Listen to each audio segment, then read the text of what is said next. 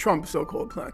I would say of all the plans, it's by a wide margin the flimsiest, just as a factual matter. There's no reference to any documents. All the other ones will make reference to 242 and 338 and UN resolution this or that, or some sort of international. Here it's nothing. It's just 20, it's literally just 20 points. There's no reference, no elaboration, no coherence, no nothing. There's only one deadline in the 20 points. There's one deadline.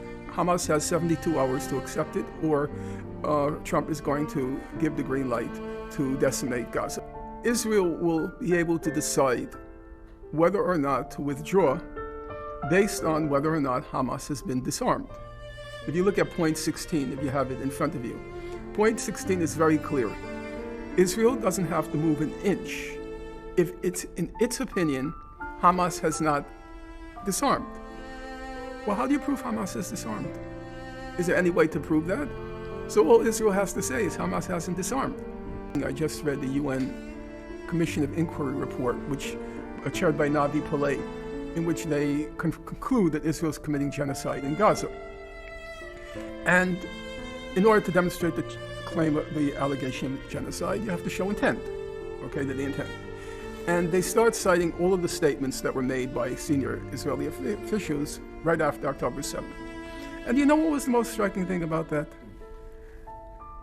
They said, Israeli officials said, we're going to reduce Gaza to rubble. That's the word they used. We're going to reduce Gaza to rubble.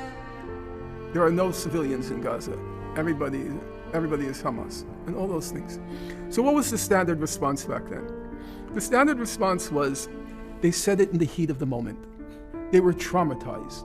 They were shocked. They were indignant. But guess what?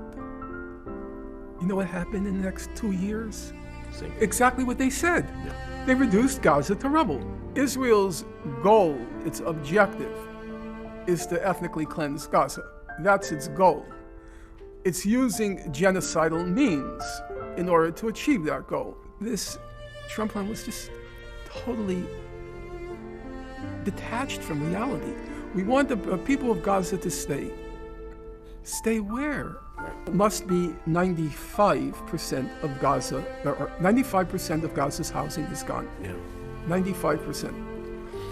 The hospitals, 70% are gone.